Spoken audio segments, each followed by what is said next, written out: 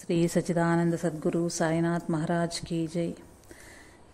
దైవంతో సహజీవనం. స్వామి శారదానంద రామకృష్ణ వ్యవస్థ ప్రధాన కార్యదర్శిగా బేలూరు మఠానికి సంబంధించిన నియమ నిబంధనలను వివేకానంద స్వామియే స్వయంగా ఏర్పరిచారు. వాటిని అమలులో పెట్టవలసిందిగాను, యువ సన్యాసులను అందులోని ఆదర్శాలకు అనుగుణంగా తీర్చిదిద్దవలసిందిగాను ఆయన శారదానంద స్వామిని ఇతర సోదర శిష్యులను కోరారు. దీర్ఘదర్శి అయిన స్వామీజీ ఎంతో దూరం చక్కగా ఆలోచించి గురుదేవుల ఆశయ సాఫల్యం కోసం తాను స్థాపించిన ఈ వ్యవస్థ మనుగడలో శారదానంద స్వామి ఒక ప్రముఖ పాత్రను నిర్వహించగలరని గ్రహించారు. అఖండమైన భక్తి, తాపీగా వ్యవహరించే నేర్పు, చక్కని నిర్ణయం తీసుకునే సామర్థ్యం, కోమలమైన హృదయం, ఈ మంచి లక్షణాలన్నీ శారదానంద స్వామిలో రూపుదిద్దుకుని ఉన్నాయి.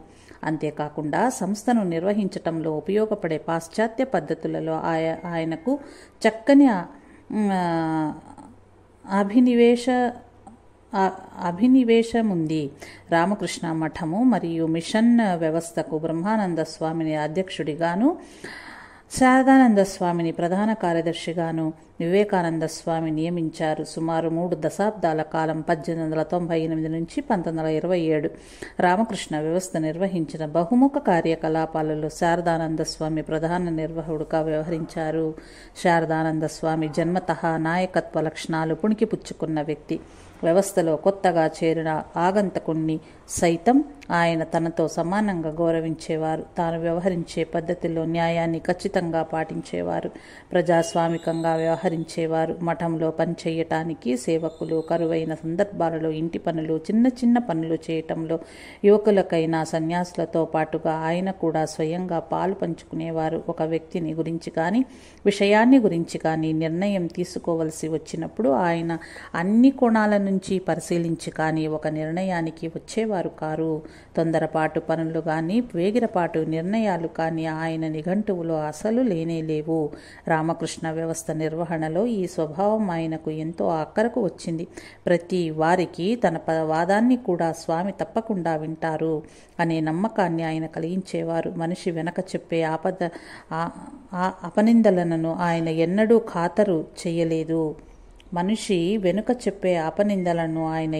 ఖాతరు చేయలేదు. అపనిందలను ఒక చెవిలో విని రెండవ చెవిలో వదిలివేయాలి అని స్వామీజీ ఇచ్చిన ఉపదేశాన్ని శారదానంద స్వామి ఖచ్చితంగా అమలుపరిచారు.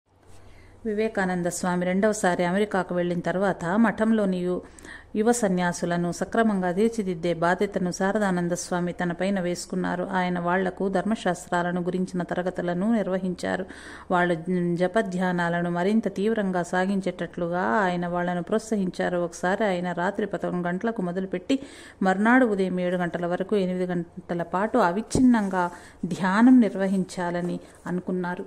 ప్రతి సన్యాసి 1 గంట సేపు పూజా మందిరంలో ఒకరి తర్వాత ఒకరుగా ధ్యానం చేయాలి. అట్లా చేయటం వల్ల గురుదేవులకు నిద్రాభంగం కలుగుతుందేమోనని ఒకరు సందేహాన్ని వెలువచ్చారు. అందుకు శారదానంద స్వామి ఈ విధంగా జవాబిచ్చారు. దక్షిణేశ్వరంలో ఉన్నప్పుడు గురుదేవులు చాలా తక్కువగా నిద్రపోవటం మేము గమనించి ఉన్నాము. అది కాకుండా మనం ధ్యానం చేసేది పూజా మందిరంలోనే గాని ఆయన పడక గదిలో కాదు. కొన్నిసార్లు ఆయన యువ సన్యాసులను భిక్షమెత్తుకుని వచ్చి ఆ వచ్చిన వాడిని ఒక చెట్టు క్రిందనే వండి గురుదేవులకు నివేదించిన పిమ్మట ఆ ప్రసాదాన్ని తినవలసిందిగా చెప్పేవారు. గురుదేవుల ప్రధాన శిష్యులు మఠంలో అత్యంత తీవ్రమైన ఆధ్యాత్మిక వాతావరణాన్ని నెలకొల్పారు. మఠానికి క్రొత్తగా వచ్చిన ఆగంతకుడు సైతం ఈ ఆధ్యాత్మిక వాతావరణాన్ని చవిచూడగలిగేవాడు. తూర్పు బెంగాల్లో, ఇప్పుడు అది బంగ్లాదేశ్గా పిలువబడుతోంది, ప్రసంగించవలసిందిగా డిసెంబర్ నెలలో శారదానంద స్వామి ఆహ్వానించబడ్డారు. ఢాకాలోను, నారాయణ్ గంజ్లోను శారదానంద స్వామి ఉపన్యాసాలు ఇచ్చారు. శ్రీరామకృష్ణాల భక్తులలో అగ్రగణ్యుడైన సాధు పుంగవుడు దుర్గాచరణ నాగ్ని శారదానంద స్వామి దర్శించారు. శారదానంద స్వామి 1919వ సంవత్సరం జరిగిన నెల 4వ తారీఖున బారిసాల్ వెళ్ళి అక్కడ 8 రోజులు గడిపారు. అక్కడే స్వామికి గురుదేవుల భక్తుడు, గొప్ప నాయకుడు అయిన అశ్వనీ కుమార్ దత్తా స్వాగతం పలికారు. బారిసాల్లోని వజ్రమోహన కళాశాలలో స్వామి పలు ఉపన్యాసాలు ఇచ్చారు. వాటిలో వేదాంతం, విశ్వమతం, మతం, వాని పుట్టుక మరియు వికాసం, జ్ఞాన, కర్మ, భక్తి, యోగాల సమన్వయం అనేవి కొన్ని.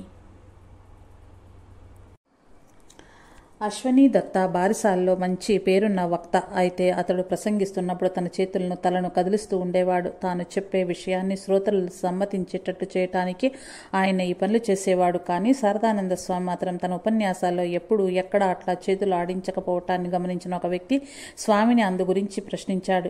దానికి స్వామి ఇట్లా జవాబిచ్చారు: చేతులు కదల్చటము, ముఖ కవళికలలో మార్పులు ప్రదర్శించటము ఉపన్యాసాలు ఇవ్వటంలో గొప్ప కళలు. తమ ఉపన్యాసాలు శ్రోతలను బాగా ఆకట్టుకోవడం కోసం చాలామంది వక్తలు ఈ ప్రక్రియను అవలంబిస్తారు. కానీ స్వామీజీ ఈ చర్యలను ఇష్టపడేవారు కారు. ఆయన నాతో ఈ విధంగా చెప్పారు: ఉపన్యాసం ఇచ్చేటప్పుడు ఆ వ్యక్తి తనలోని అహంకారాన్ని వదిలిపెట్టాలి. గురుదేవుల ముందు తాను వినయంగా శాంతంగా నిలబడి ఉన్నట్లు భావించుకోవాలి. ఆయన ఏది కావాలని కోరుకుంటారో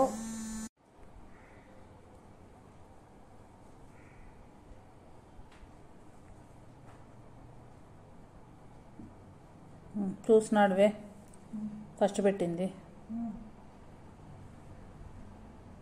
ಪಾಪ ಅವ್ರಿಗೆ ಏನು ಕ್ವಶನ್ ಕೇಳ್ತಾ ಇದಾರೋ ಜನಗಳು ಅವ್ರ ಬಾಧೆಯವರು ಅಂತ ನಮ್ಮ ಮೇಲೆ ಬೀಳ್ತಾರೆ. ಅದು ಕರೆಕ್ಟ್ ಅಂತ ಹೇಳ್ತಾ ಇಲ್ಲ.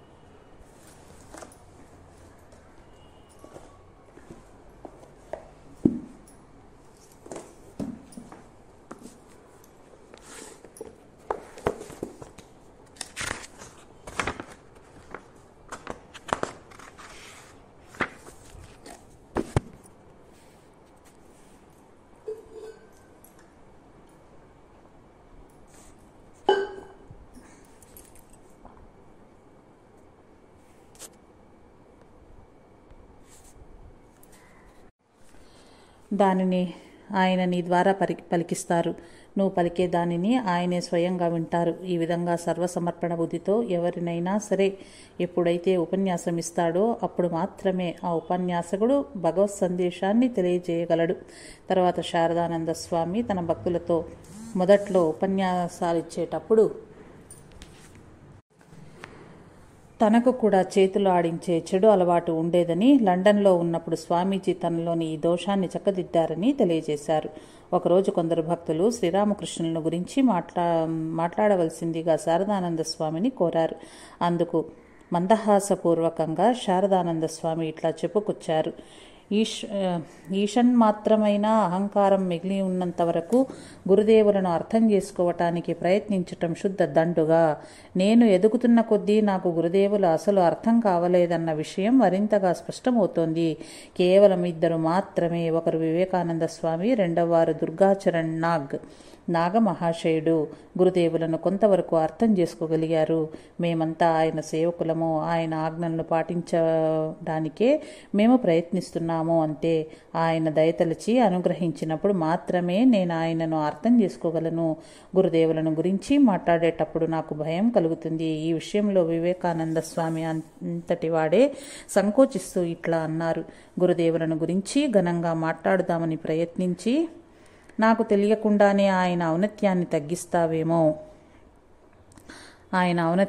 తగ్గిస్తానేమో. స్వామీజీ వంటివాడే తన అశక్తతను ఈ విధంగా తెలియచేసినప్పుడు ఇతరుల విషయం ఇంకా చెప్పేందుకు ఏముంటుంది?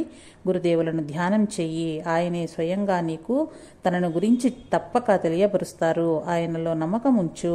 అనంతుడైన గురుదేవులను గురించి మేము తెలుసుకున్నది ఎంత స్వల్పమని ఇట్లా చెబుతూ ఉండగా శారదానంద స్వామి గొంతు గాద్గిద్కం అయిపోయింది. శరీరం చేష్టలు దక్కి నిశ్చలంగా ఉండిపోయింది. అర్ధనిమిలితాలైన ఆయన కన్నుల వెంబడి అశ్రువులు జలజల క్రిందకు రాలాయి. ఆయన శ్వాస స్తంభించిపోయింది.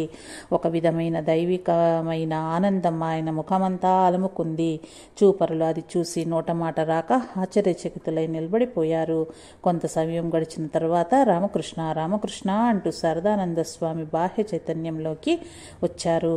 శారదానంద స్వామి 1900 సంవత్సరం జనవరి 13న బేలూరు మఠానికి తిరిగి వచ్చారు.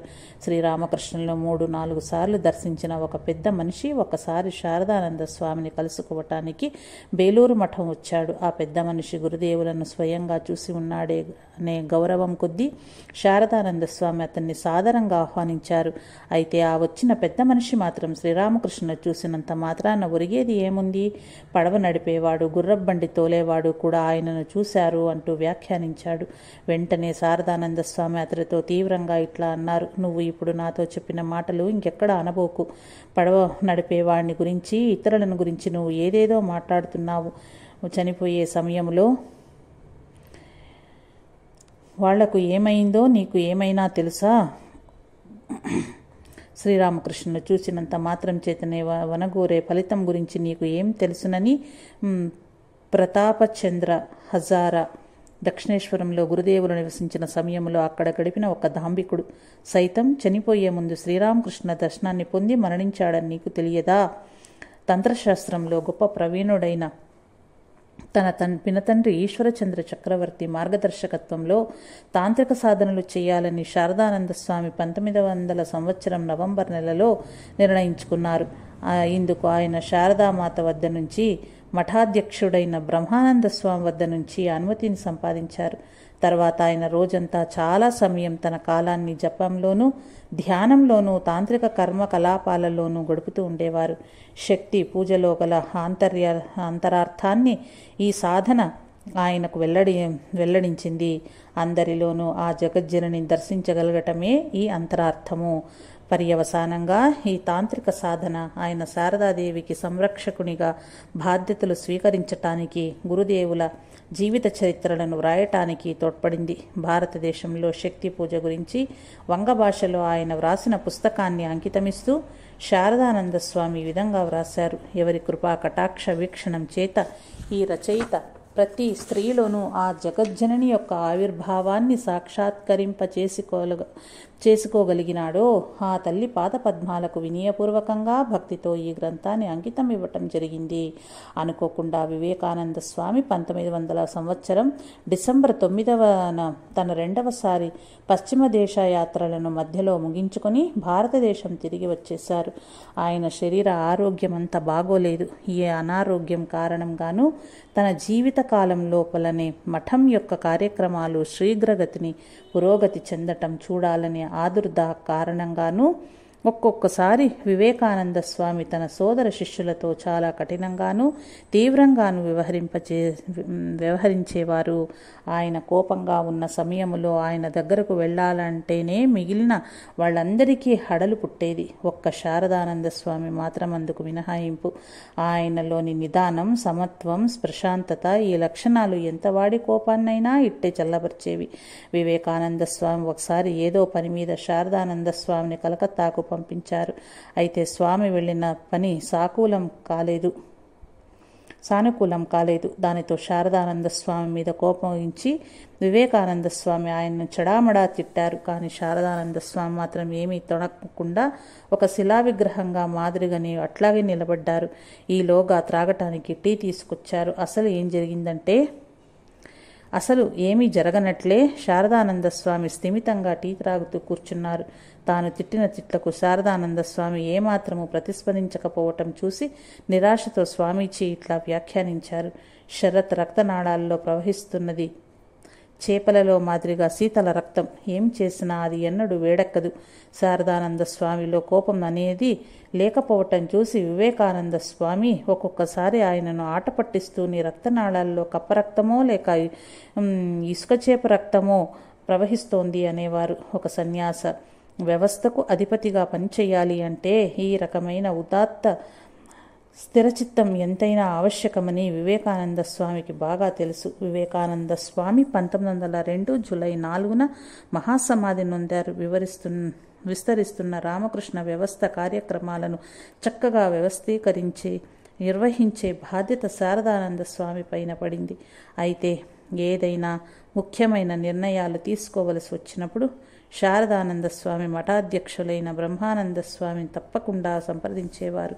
స్వామీజీ ప్రారంభించిన ఉద్బోధన్ వంగపత్రికకు 1898 నుంచి త్రిగుణాతీతానంద స్వామి సంపాదకుడుగాను నిర్వాహకుడుగాను వ్యవహరించారు. అయితే 1902 సంవత్సరం డిసెంబర్ నెలలో త్రిగుణాతీతానంద స్వామి అంతవరకు తుర్యానంద స్వామి నిర్వహిస్తూ వచ్చిన బాధ్యతలను చేపట్టడానికై అమెరికాకు వెళ్ళిపోయారు. దానితో ఉద్బోధన్ పత్రికా సంపాదక బాధ్యత, నిర్వహణా బాధ్యతలు కూడా శారదానంద స్వామి భుజస్కంధాలపైనే పడ్డాయి. ఆర్థికంగా ఇబ్బందుల్లో ఉన్న ఉద్బోధన్ పత్రికను మూతపడకుండా కాపాడటానికి దానిని కలకత్తాకు మార్చాలని శారదానంద స్వామి భావించారు. పత్రిక కార్యాలయం క్రింద అంతస్తులోనూ, పూజామందిరం మాతృదేవి నివాసంపై అంతస్తులోనూ ఉండే విధంగా ఒక భవంతి ఉండాలని స్వామి అభిప్రాయం.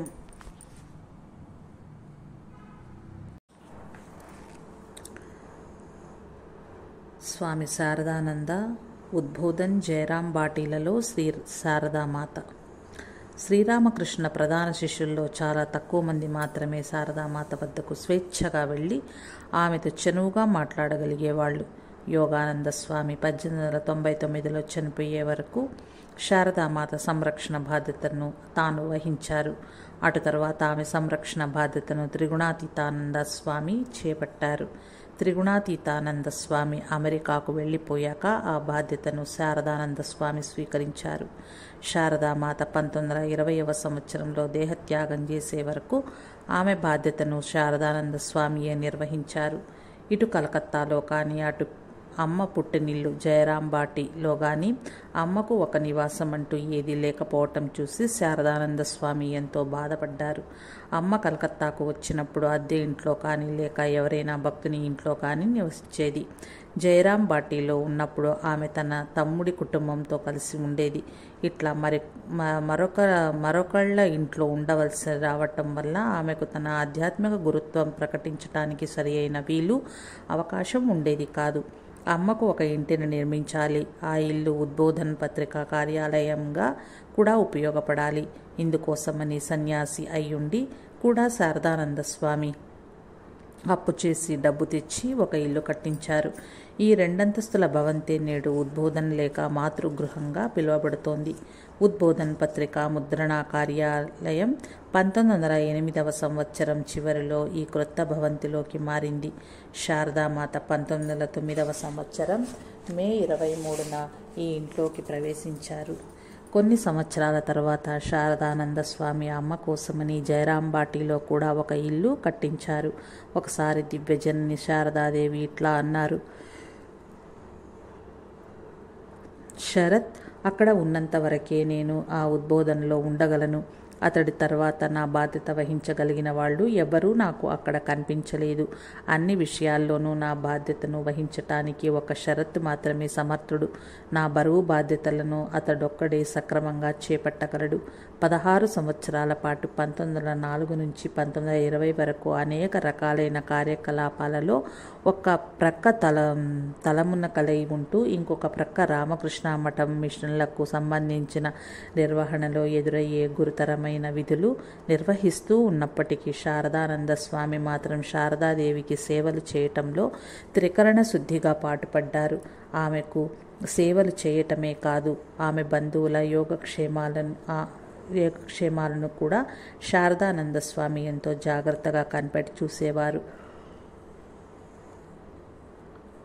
మరణానికి చేరువలోనున్న శారదామాత చిన్న తమ్ముడికి ఆయన సేవలను అందించారు. అమ్మ మేనకోడలు అయిన రాధుకి భవిష్యత్తులో ఆర్థికపరమైన ఇబ్బందులేవి కలగకుండా శారదానంద స్వామి తగిన కట్టుదిట్టలు చేశారు. ఆ అమ్మ అనేక సార్లు తీర్థయాత్రలకు వెళ్ళింది. ఆ తీర్థయాత్రలలో చాలా వాటిలో శారదానంద స్వామి అమ్మను అనుసరించి వెళ్ళారు. జయరాంబాటిలో అమ్మ ఉన్నప్పుడు శారదానంద స్వామి అనేక సార్లు ఆమెను దర్శించారు. జయరాంబాటిలో అమ్మ జబ్బు పడినప్పుడు శారదానంద స్వామి వెళ్ళి ఆమెకు పరిచర్యలు చేశారు. శారదానంద స్వామి తాను కలకత్తాలో ఉన్న సమయంలో శారదామాత అవసరాలను ఆయనే స్వయంగా కనిపెట్టి చూసేవారు. ఆమె బయటకు ఎక్కడకు వెళ్ళినా ఆమెకు కావలసిన అవసరాలను తీర్చటంలోనూ ఆర్థిక సమయాన్ని సమకూర్చటంలోనూ శారదానంద స్వామి ఎంతో శ్రద్ధ వహించేవారు. అమ్మ పట్ల శారదానంద స్వామి ప్రకటించిన భక్తి తత్పరత రామకృష్ణ వ్యవస్థలో ఒక ఇతిహాసంగా మారింది. తనను 1000 పడగలు విప్పి కాపాడాడనే దృష్టితో అమ్మ శారదానంద స్వామిని పురాణాలలోకి వాసుకి సర్పంతో పోల్చేది. ఎక్కడ వాన కురిసినా సరే నన్ను కాపాడటానికి అతడు తన గొడుగును తెరిచి పట్టుకుంటాడు అని అమ్మ తన పట్ల శారదానంద స్వామి చూపించే అపరిమిత శ్రద్ధను గురించి ముచ్చటగా వ్యాఖ్యానించింది. శారదాదేవికి స్వామి చేసిన చిరస్మరణీయమైన సేవలలో ముఖ్యమైన వాటి గురించి నిఖిలానంద స్వామి ఈ విధంగా పొందుపరిచి ఉన్నారు. శారదాదేవికి ఆమె వెర్రిమొర్రి చుట్టాలకు సేవలు చేయడం అంటే మాటలు కాదు, అది ఎంతో కష్టమైన పని, చాలా సున్నితమైన వ్యవహారం. శారదాదేవియే స్వయంగా ఇట్లా వెల్లడించారు. శరత్ బ్రతుకున్నంత వరకు నాకు ఏ కష్టము కలగదు. నా బరువు బాధ్యతను సక్రమంగా నిర్వహించగల వాళ్ళు మరొకళ్ళు ఎవరూ నాకు కనిపించడం లేదు. శారదానంద స్వామి కలకత్తాలో లేని సమయంలో గనక ఎవరైనా శారదాదేవి కలకత్తాకు వెళ్లే విషయాన్ని ప్రస్తావిస్తే ఆమె ఇట్లా అనేది, శరత్ లేనప్పుడు కలకత్తాకు వెళ్ళటం అనేది నేను ఆలోచించనే లేదు. నేను కలకత్తాలో ఉన్నప్పుడు శరత్ బయటకు ఎక్కడికైనా కొద్ది రోజుల పాటు వెళ్ళాలనుకుంటే నేను అతడితో ఈ విధంగా చెప్పేదాన్ని, నాయన కొద్ది రోజులు ఆగు, ముందుగా ఇక్కడి నుంచి నన్ను వెళ్ళిపోని, ఆ తర్వాత నువ్వు బయటకు వెళ్దువు. కానీ శారదాదేవికి ఉత్సాహం కలిగించటం కోసం అప్పుడప్పుడు శారదానంద స్వామి పాటలు కూడా పాడుతూ ఉండేవారు. బాగా ఎక్కువగా జ్వరం వచ్చి అమ్మ ఒళ్ళు కాలిపోతుంటే శారదానంద స్వామి అమ్మ అరచేతుల్ని ఆచ్ఛాదన లేని తన వంటి మీద అద్దుకొని ఆ వేడిని తాను గ్రహించటం ద్వారా ఆమెకు ఉపశమనం కలిగించేవారు. శారదామాతకు స్వామిలో పరిపూర్ణమైన నమ్మకం ఉన్నది. శారదానంద స్వామి తనను తాను అమ్మ ఇంటి ద్వారపాలకుడుగా అభివర్ణించుకునేవారు. ఆ పదవి ఆయనకు ఎంతో గర్వకారణంగా ఉండేది. అమ్మ ఉన్న చోటికి వెళ్లే దారిలో క్రింద ఎడమ ప్రక్కగా చిన్న గదిలో ఆయన ఉండేవారు. తానున్న ఆ చిన్న గదిలో నుంచి ఆయన అమ్మకు నమస్కరించటానికి మేడమెట్లెక్కి పైకి వెళ్ళే వారినందరినీ ఒక కంటగా శ్రద్ధగా కనిపెట్టి చూస్తూ ఉండేవాడు. ఈ పని అంత తేలికైనది కాదు. ఒకసారి భక్తుడొకడు ఎంతో దూరం నుంచి మండుటెండలో ఉద్బోధనకి వచ్చాడు. అప్పుడు సమయం మధ్యాహ్నం 3 గంటలయ్యింది. శారదాదేవి ఒక భక్తురాలి ఇంటి నుంచి అప్పుడే తిరిగి వచ్చి విశ్రాంతి తీసుకుంటోంది. శారదానందస్వామి ఆ వచ్చిన భక్తుడితో ఇట్లా చెప్పారు. శారదాదేవి బాగా అలసిపోయి ఉంది. నువ్వు ఇప్పుడు పైకి వెళ్ళి ఆమెను చూడటానికి నేను అనుమతించను. అది విని ఆ భక్తుడు, ఆమె నీ ఒక్కడికే అమ్మ అవుతుందా, నాకు మాత్రం అమ్మ కాదా అంటూ శారదానంద స్వామిని ప్రక్కకు నెట్టివేసి మెట్లెక్కి పైకి వచ్చి శారదాదేవిని దర్శించాడు. అయితే వెంటనే అతడు తన దుందుడుకు చర్యకు ఎంతగానో పశ్చాత్తాప చెందాడు. మెట్లు దిగి క్రిందకు వెళ్ళేటప్పుడు తాను స్వామి కంటబడకుండా ఉండాలని అతడు భగవంతుణ్ణి ఎంతగానో ప్రార్థించాడు. తన అనుచిత ప్రవర్తనను ఆ భక్తుడు శారదాదేవికి విన్నవించుకున్నాడు. శారదాదేవి పర్వాలేదులే అంటూ అతన్ని అన్నయించింది. ఆ భక్తుడు చడి చప్పుడు కాకుండా నెమ్మదిగా క్రిందకు దిగొచ్చాడు. అయితే శారదానంద స్వామి అదే చోట కూర్చుని అతనికి అగుపించారు. తన అకృత్యాన్ని మన్నించవలసిందిగా అతడు శారదానంద స్వామిని వేడుకున్నాడు. శారదానంద స్వామి అతన్ని మనసారాగా గౌలించుకుంటూ, నన్ను బాధ పెట్టానని నువ్వు ఎందుకు అనుకోవాలి? ఇంతటి ఆవేశపూరితమైన వ్యాకులత లేనిదే ఎవరైనా అమ్మను దర్శించుకోగలరా అన్నారు.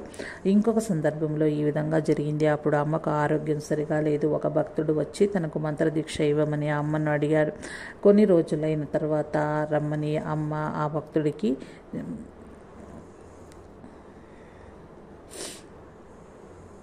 చెప్పింది. కానీ అతడు మాత్రం తనకు ఆ రోజు అప్పుడే మంత్రదీక్ష కావాలని పట్టుపట్టాడు. అప్పుడు అమ్మ అతన్ని వెళ్ళి శారదానంద స్వామిని కలుసుకుని మంత్రదీక్ష విషయం ఆయనతో మాట్లాడమని చెప్పింది. మిగిలిన వాళ్ళెవరూ నాకు తెలియదు అంటూ ఆ భక్తుడు మొరాయించాడు. నేను మీ దగ్గరకు వచ్చాను, మీరే నాకు మంత్రదీక్షని ఇవ్వాలి అంటూ మంకు పట్టుపట్టాడు. అప్పుడు శారదాదేవి అతడితో, నువ్వు ఏం మాట్లాడుతున్నావు? శరత్ అంటే నా శిరోరత్నము, అతడేమి చేసినా అదే జరుగుతుంది అని స్పష్టం చేసింది. దానితో ఇక చేసేది ఏమీ లేక ఆ భక్తుడు శారదానంద స్వామి వద్దకు వెళ్ళారు. స్వామి అతడు మంత్రదీక్షను పొందటానికి ఒకరోజు నిర్ణయించారు. తన పట్ల శారదాదేవికి అపారమైన నమ్మకం, ప్రేమ ఉన్నప్పటికీ శారదానంద స్వామి మాత్రం ఎల్లప్పుడూ వినయానికి ప్రతిరూపంలా మసులుకునేవారు. శారదాదేవి భక్తులొకరు ఒక రోజున శారదానంద స్వామి పాదధూళిని తీసుకున్నారు. బహుశా ఇదంతా ప్రదక్షిణ కోసమే కావచ్చు. అప్పుడు స్వామి అతనితో, ఎందుకు ఇంత ఘనంగా నమస్కారం చేస్తున్నావు? దీని వెనుక నీ ఉద్దేశం ఏమిటి అని నిలదీశారు. దానికతడు, అయ్యా, మీరు అట్లా మాట్లాడతారేమిటి? నేను మీకు కాక మరెవరికి నమస్కరించెను అన్నాడు. అది విని శారదానంద స్వామి ఇట్లా అన్నారు. ఎవరి ఆశీస్సులైతే నువ్వు అందుకున్నావో ఆమె అనుగ్రహం కోసం నిరీక్షిస్తూ నేను ఇక్కడ కూర్చున్నాను. ఆమె కనుక తలుచుకుంటే ఈ క్షణంలోనే నేను కూర్చున్న స్థానంలో నిన్ను కూర్చోబెట్టగలరు. శారదానంద స్వామి అమ్మ ముందు సాష్టాంగ నమస్కారం చేయటము ఒక అసాధారణమైన అద్భుత దృశ్యము. ఆమె ముందు నేల మీద ఆయన కరిగిపోయేటట్లు అనిపించేది. ఆయన నమస్కరించే విధానములో ఆయన తన మనస్సును, శరీరాన్ని, ఆత్మను సర్వస్వాన్ని ఆమె పాదాల చెంత అర్పణమునర్చినట్లుగా కనిపించేది. దాదాపు 15 సంవత్సరాల కాలం పాటు శారదాదేవికి సన్నిహితంగా ఉంటూ ఆమె అవసరాలను తీర్చే విశిష్టమైన అవకాశం శారదానంద స్వామికి లభించింది. ఆమె ఎదురుగా తనను తాను ఆయన ఎంత తక్కువగా భావించుకున్నవాడో ఒకసారి ఆయన ఇట్లా వ్యాఖ్యానించారు. అమ్మను గురించి మనం ఏం అర్థం చేసుకోగలమో అయితే నేను ఇది మాత్రం చెప్పగలను, అంతటి గొప్ప మనస్సును నేను ఎప్పుడు చూసి ఉండలేదు, చూడగలనని ఆశించనూ లేదు. ఆమె యొక్క కీర్తని శక్తి సామర్థ్యాలను అర్థం